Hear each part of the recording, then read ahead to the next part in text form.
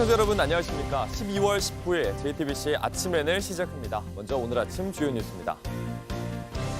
한덕수 대통령 권한대행이 오늘 오전 임시 국무회의를 열고 양국법 등 6개 법안에 거부권을 행사할 걸로 보입니다.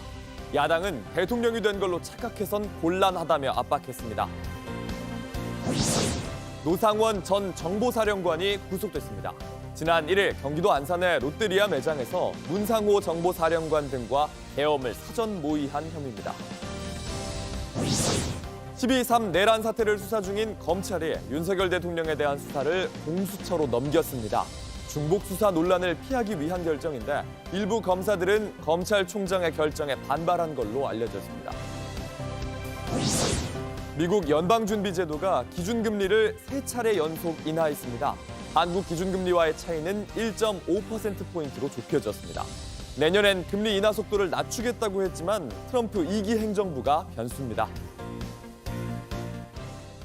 한덕수 대통령 권한대행이 오늘 임시 국무회의를 열고 6개의 쟁점 법안에 거부권을 행사할 걸로 보입니다. 그동안 정부가 반대해온 법안이기 때문이란 건데 야당은 대통령 행세하지 말라고 압박했습니다. 유선희 기자입니다. 임시 국무회의는 오늘 오전 10시에 열립니다.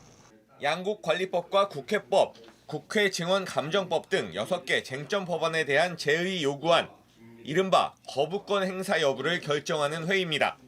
한덕수 대통령 권한대행은 거부권을 행사하는 쪽에 무게를 두는 것으로 알려졌습니다.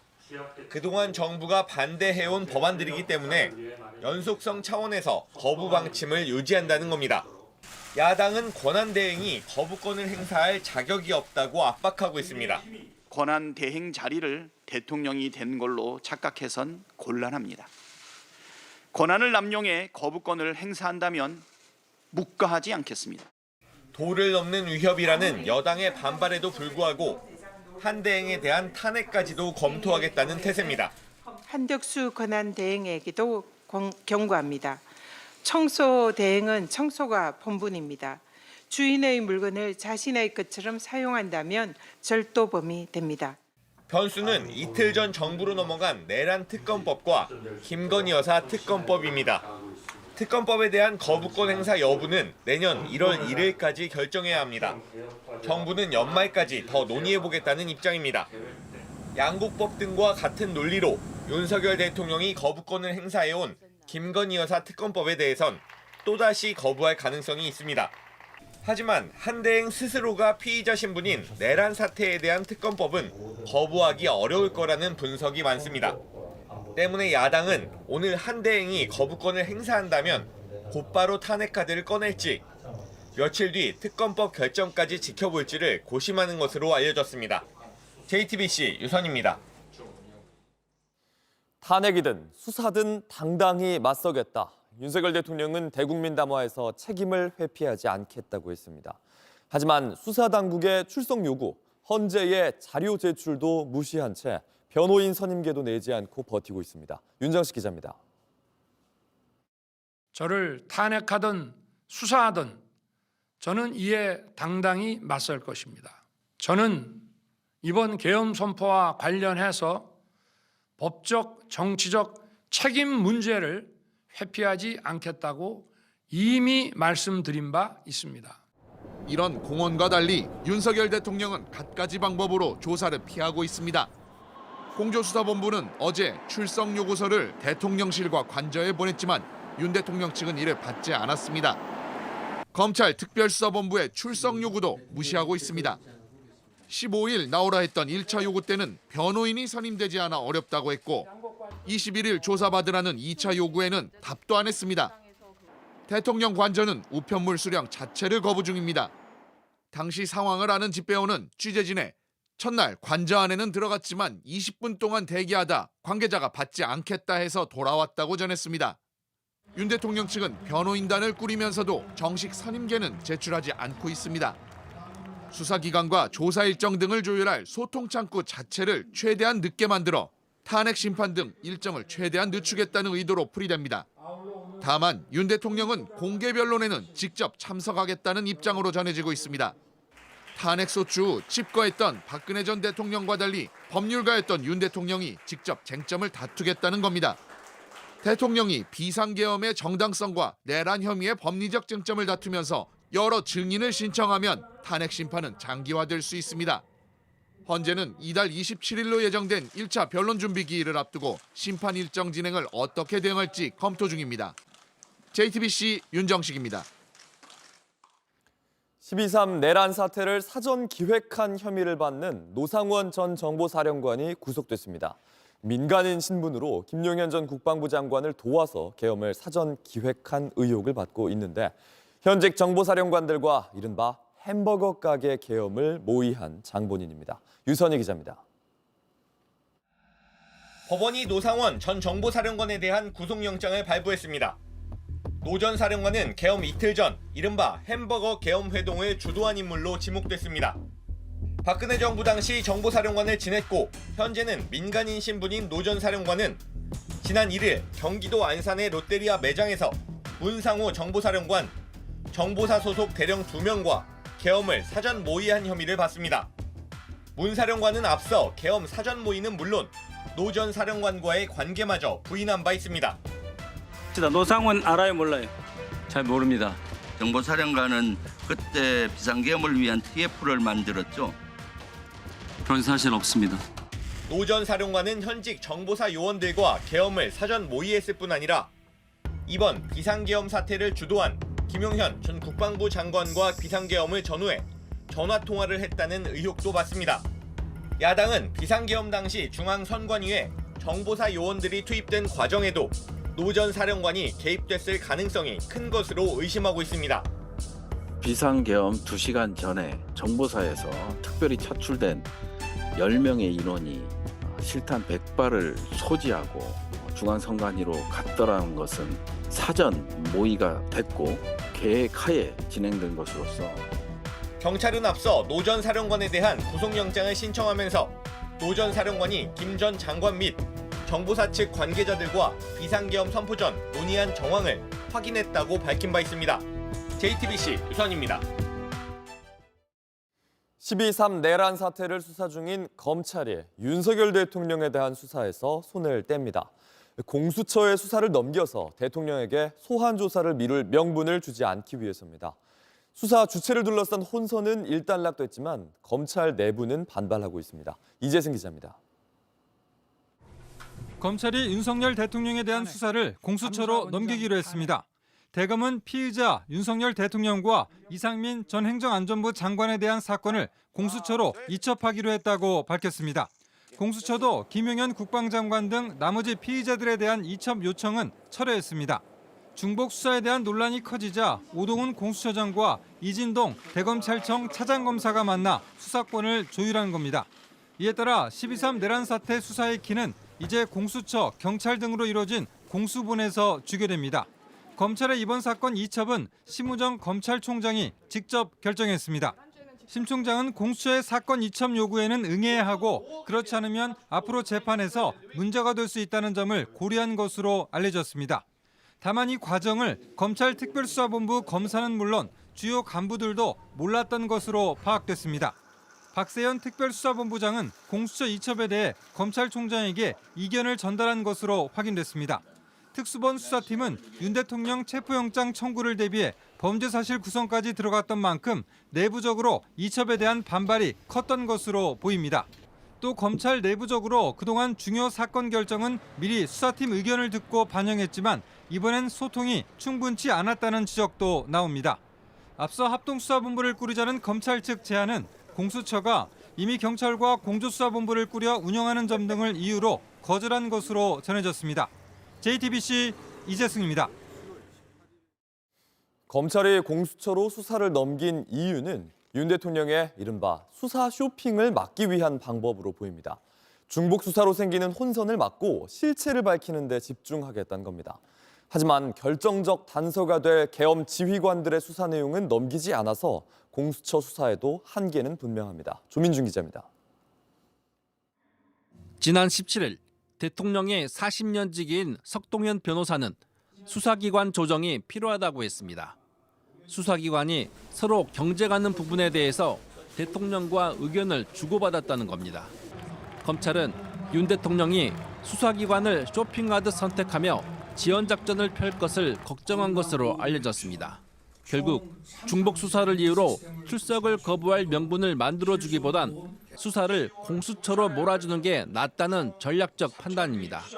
검찰은 또 공수처의 사건 이첩 요구에 응하면서 앞으로 재판에서 일어날 수 있는 수사 증거 능력 논란을 사전에 차단하려 한 것으로 보입니다. 윤 대통령 측이 이첩 요구 불응을 근거로 위법 수사 등을 주장할 수도 있기 때문입니다. 여기에 검찰이 내란죄에 대한 직접 수사권이 없다는 점도 작용했습니다. 규정을 무시하고 수사를 강행했다. 나중에 수사권 문제로 무죄가 나오면 책임을 뒤집어 써야 한다는 점도 부담이기 때문입니다. 하지만 검찰은 비상계엄 관련자들의 수사 내용까지는 넘기지 않았습니다. 이들의 진술은 대통령 기소에 결정적 단서가 되는데 이를 공수처가 다시 조사하기까진 시간이 걸릴 것으로 보입니다. 공수처는 대통령 기소 권한이 없습니다.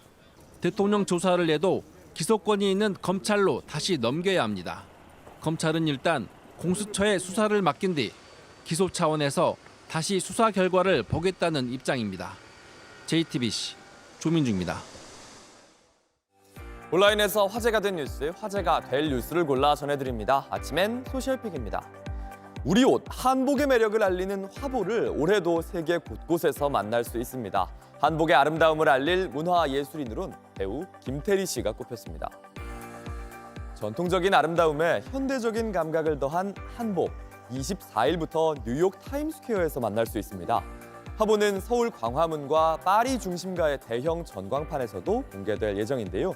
정부와 한국공예디자인문화진흥원은 2020년부터 세계에 진출할 한복 상품을 발굴해 한류와 함께 선보이는 사업을 추진하고 있습니다. 올해도 공모를 통해 선정된 국내의 한복 브랜드 4개사가 참여했습니다. 2년 전엔 배우 수지, 지난해엔 피겨스케이팅 선수 김연아가 참여했는데 올해는 배우 김태리 씨가 한복을 입은 겁니다. 잡지사와 함께한 인터뷰에서 김태리는 한복을 입고 카메라 앞에 섰을 때 더 멀리까지 어떤 힘이 퍼져나가는 느낌이라고 밝혔습니다. 권성동 국민의힘 대표 권한대행이 특정 언론의 질문을 받지 않았습니다. 이유를 묻자 원내 수석 대변인은 특별한 이유는 없다고 했는데요. 국민의힘 국회의원 단톡방 캡처본으로 모 언론사에서 보도를 했는데 그게 캡처본 그대로 있는 그대로 보도된 게 아니라 편집을 해서 보도가 됐습니다. 그래서 그 부분에 관해서는 언론중재위원회에 제소를 했다는 말씀을 드리고 어제 권 대행은 당 의원총회를 마치고 의원들의 대화 내용을 보도한 언론을 언론중재위원회에 제소했다는 말로 질의응답을 시작했습니다. 이후 첫 번째 질문을 받았는데 곧바로 고개를 돌려버립니다. 질문 한 3개만 받겠습니다. MBC 임명입니다. 그 원내에서 다시 저기 다른 언론사 하세요. 이후 질문 3개를 받고 권 대행은 자리를 떴습니다. 왜 질문을 받지 않은 건지 또 질문이 나왔습니다. 특별한 이유는 없습니다. 예. 특별한 이유가 없는데 왜 질문 안 받으시는 건지. 이쪽에서 손 들고 이쪽에 손 드니까 이렇게 간 것 같은데. 그럼 제가 한번 파악 한번 해보겠습니다. 아메리칸 에어라인 여객기에서 비행 중에 물이 새는 사고가 벌어졌습니다. 3만 피트 상공 위에서였습니다. 지난 7일 미국 텍사스주에서 미네소타주로 향하는 비행기 아닙니다. 비행기 바닥에 물이 흐르고 있고 승객들은 하나둘씩 자리를 피합니다. 무슨 일이 벌어진 건지 의아하다는 얼굴들인데요. 틱톡에선 이 장면에 들리시죠? 영화 타이타닉의 OST를 입힌 영상 700만 번이나 조회됐습니다. 바다 위에서 침몰하는 여객선을 다룬 영화죠. 뉴욕포스트에 따르면 기내의 화장실에서 누수가 발생한 사고였습니다. 한 승객이 화장실을 사용한 후에 이 누수를 발견했는데 승무원도 제대로 된 처치를 하기가 어려웠던 겁니다. 영상의 댓글들은 3만 피트 상공에서 물에 잠길지도 모른다는 공포가 생겼다 이렇게 반응했습니다. 그런데 이런 사고 종종 벌어집니다. 지난 3월엔 알래스카 항공사의 세면대에서 물이 새서 기내가 젖어버렸고요. 10월엔 유나이티드 항공을 탄 승객이 기내 화장실에서 샌 물 때문에 노트북이 망가져서 문제를 제기하기도 했습니다. 찝찝한 여행이겠지만 다행히 다친 사람은 없었습니다.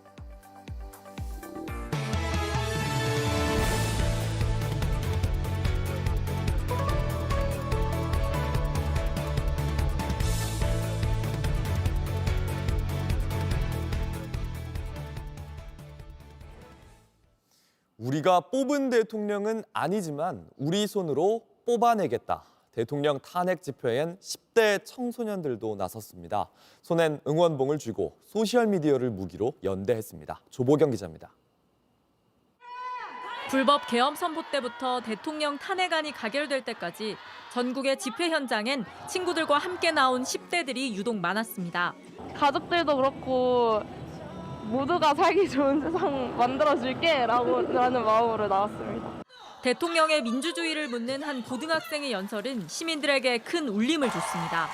대통령이 고3보다 3권 분립을 모르면 어떡합니까? 이래서 되겠습니까? 저는 이 자리에서 우리나라 정부에게 대체 당신들이 말하는 민주주의가 무엇인지 묻고 있습니다. 교수나 시민단체 중심이던 시국선언 발표는 10대들에까지 확대됐습니다. 대통령 퇴진 서명에 청소년 5만 명이 참여하는 기록이 남기도 했습니다. 방식은 쉽고 빠른 SNS였습니다. 우리 손으로 뽑지 못했지만 우리 손으로 뽑아내겠습니다였거든요. X에서 이게 많이 조금 RT 공유가 되고 재게시가 되고 엄청 확 퍼졌었어요.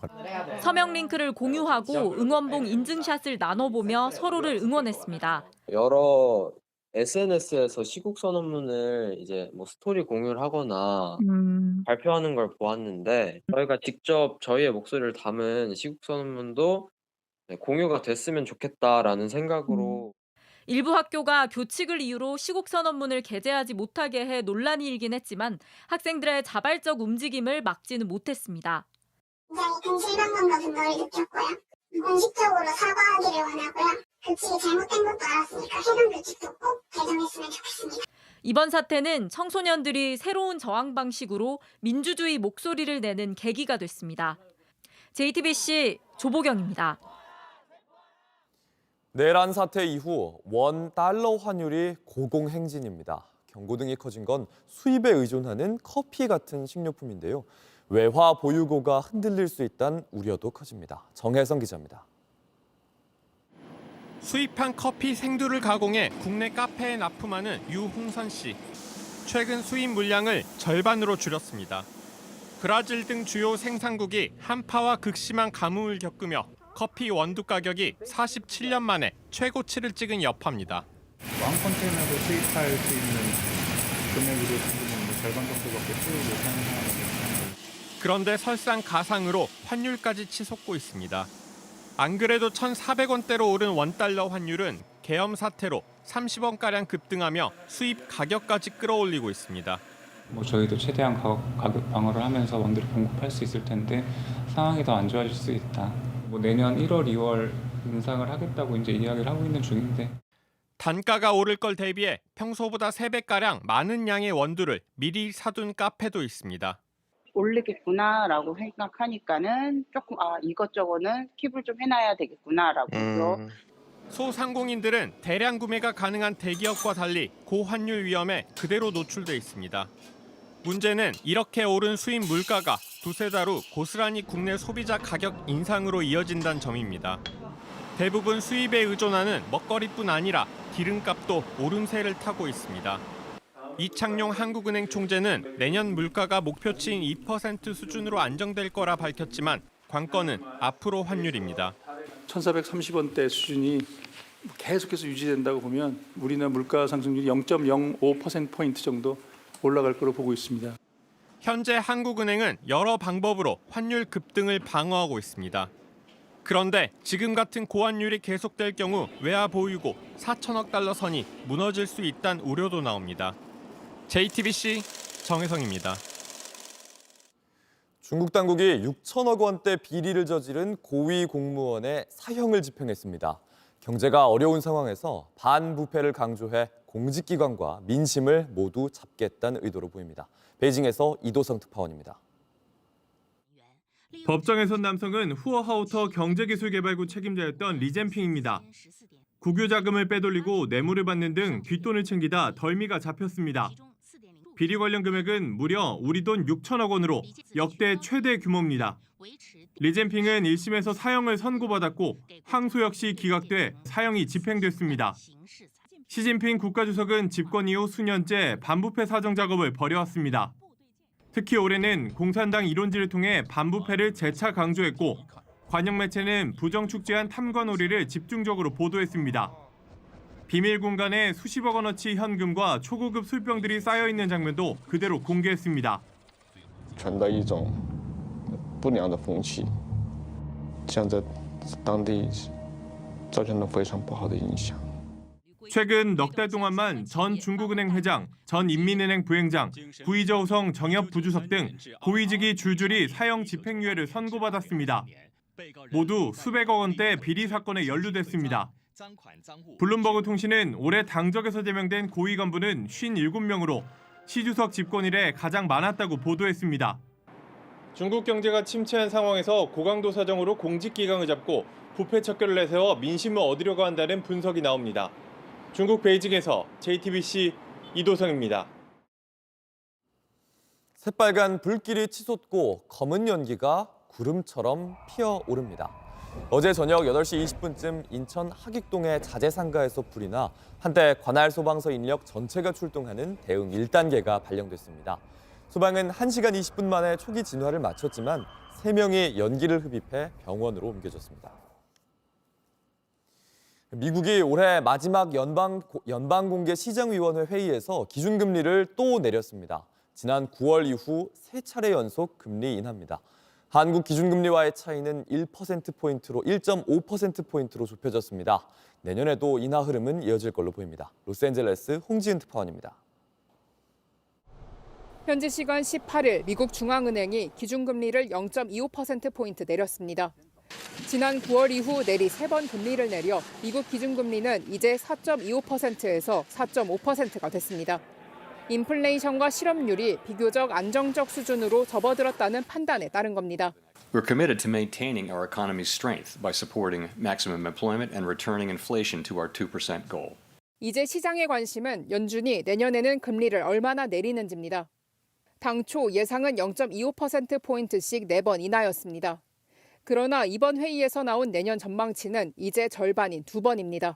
물가가 안정되고 있지만 여전히 높아 금리 인하 속도를 낮추겠다는 겁니다. And is expected to be above what our expectations in September next year as well, which is another reason to be cautious about further moves. But then getting to your point, there's also there's uncertainty around inflation. I pointed out is actually higher. 이런 가운데 다음 달 들어서는 트럼프 2기 행정부도 변수입니다. 트럼프 대통령 당선인은 취임 즉시 캐나다와 멕시코에 관세 25%를 부과하겠다고 밝혔습니다. 전문가들은 트럼프의 이런 고관세 정책이 인플레이션을 부채질할 수 있다고 걱정합니다. CNN은 새 정부의 정책에 따라 연준의 입장이 달라질 수도 있다고 내다봤습니다. 이런 전망에 뉴욕 증시는 오늘 급락 마감했습니다.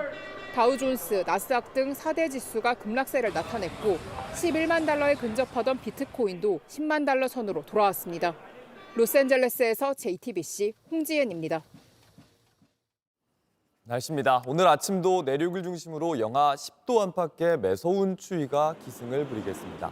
다만 낮부터는 기온이 올라서 전국이 3도에서 10도로 평년 수준을 회복하겠습니다. 절기상 동지인 모레 토요일에 전국에 눈이나 비가 내린 뒤 일요일부터는 다시 크게 추워지겠습니다. JTBC 아침엔을 마칩니다. 내일도 7시 반에 아침을 열겠습니다. 시청해주셔서 감사합니다.